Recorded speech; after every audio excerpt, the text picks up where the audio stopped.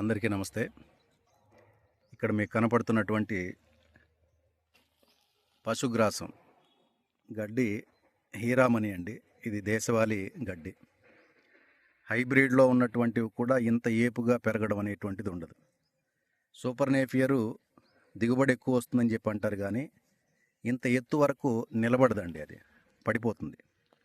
ఇది మీరు చూస్తే 12 నుంచి దాదాపు 15 అడుగులు ఎత్తుంటుంది. ఇది మన దేశవాళీ గోమాతలకి పెట్టాల్సినటువంటి పశుగ్రాసాల్లో ప్రధానమైనటువంటిది. నా దగ్గర జింజువా ఉంది, అలాగే హీరామణి ఉంది. మనం తింటున్న ఆహారం ఏ విధంగా అయితే దేశవాళీ విత్తనం వల్ల వచ్చిన ఉత్పత్తి మనం తినడం ఎంత ప్రాధాన్యతనిస్తామో, మనం దైవంతో సమానంగా పూజించే గోమాతకు కూడా మంచి ఆహారాన్ని ఇవ్వాలి. అది కూడా మంచి దేశవాళీ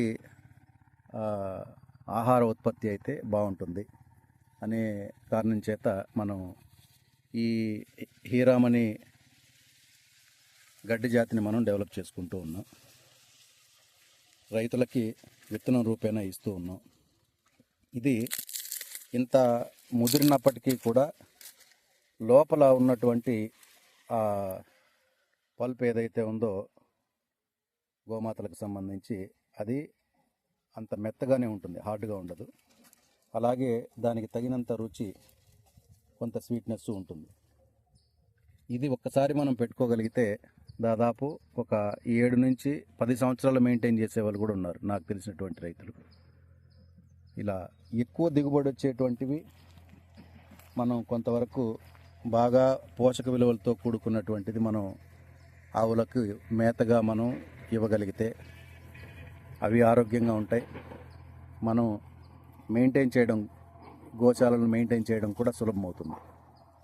ఇక్కడ చూడండి, ఇది పూర్తిగా విత్తనం కోసం పెట్టాను. ఇక్కడ ఘనజీవామృతాన్ని చల్లి పొలం సిద్ధం చేసుకున్నా. ఇప్పుడు ఇంకా ఇందులో నాటడానికి ఇదంతా విత్తనం కోసం అలాగే పెట్టాం.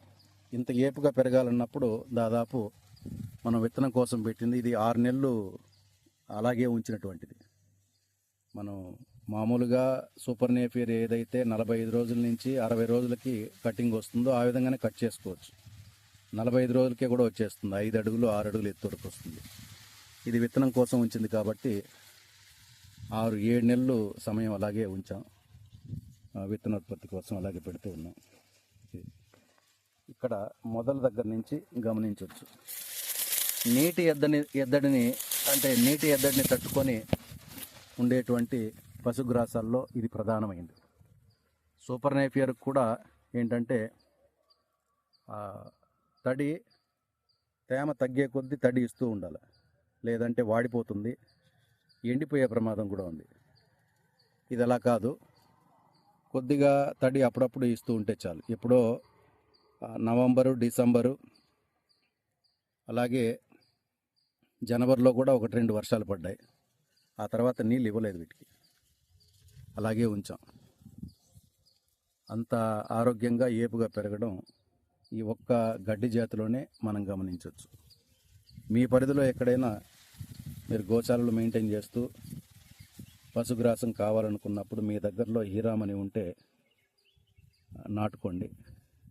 నాకున్నటువంటి పశుగ్రాసాలలో ఇది చాలా మంచి రకం. దీంతోపాటు జింజువా కూడా చాలా మంచి రకం.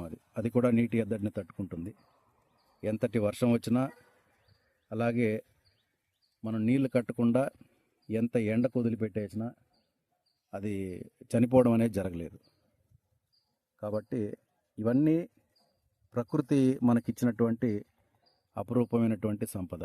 మనం ఎంతసేపు శాస్త్రవేత్తల సృష్టి, మనకు ప్రకృతికి విరుద్ధంగా వాళ్ళు ఆలోచించి చేసినటువంటి సృష్టి ఏదైతే ఉందో వాటికే మనం పదే పదే వెళ్ళడం అది ఏ విధంగానూ మంచిది కాదు. మూగజీవాలు వాటికి ఇచ్చేటువంటి ఆహారం శ్రేష్టమైన ఆహారాన్ని ఇవ్వాలి, స్వచ్ఛమైన ఆహారాన్ని ఇవ్వాలి, పౌష్టికాహారాన్ని ఇవ్వాలి. ఇదొకటే ధ్యేయం.